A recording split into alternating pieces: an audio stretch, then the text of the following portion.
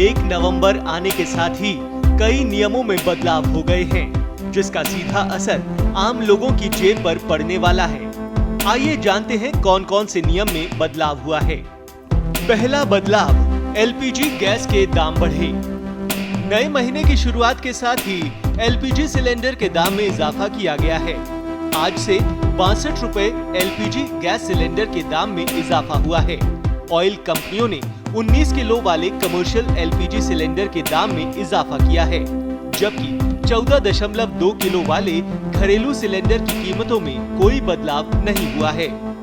दूसरा बदलाव, एटीएफ और सीएनजी पीएनजी के दाम।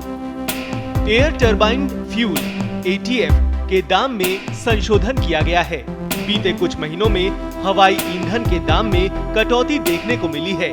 अक्टूबर में एटीएफ के दाम 93,480 रुपए 22 पैसे प्रति किलो लीटर से घटकर 87,597 रुपए 22 पैसे प्रति किलो लीटर हो गए थे।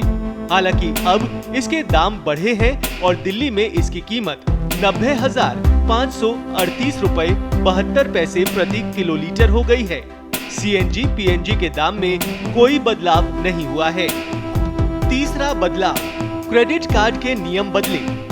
स्टेट बैंक ऑफ इंडिया की सब्सिडरी एसबीआई कार्ड्स ने एक बड़ा बदलाव लागू कर दिया है, जो इसके क्रेडिट कार्ड के जरिए यूटिलिटी बिल पेमेंट्स और फाइनेंस चार्जेस से जुड़े हुए हैं। 1 नवंबर से अनसिक्योर्ड एसबीआई क्रेडिट कार्ड्स पर हर महीने 3.75 फाइनेंस चार्ज देना होगा।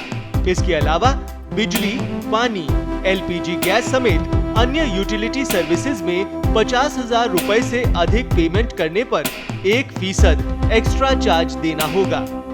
चौथा बदलाव, मनी ट्रांसफर का नियम।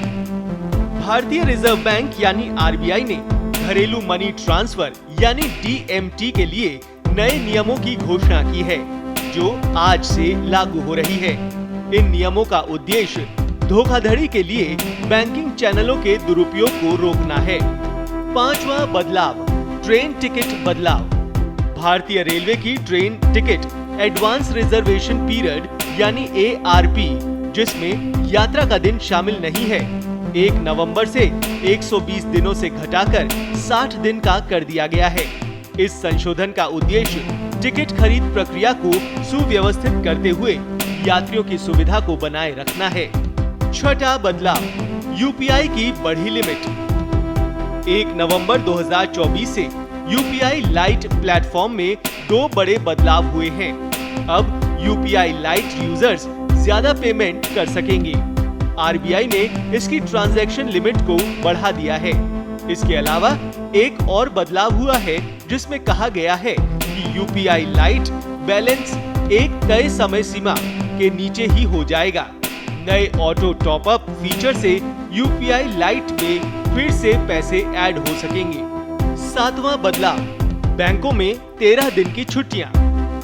नवंबर में बैंक कई मौकों पर बंद रहेंगे।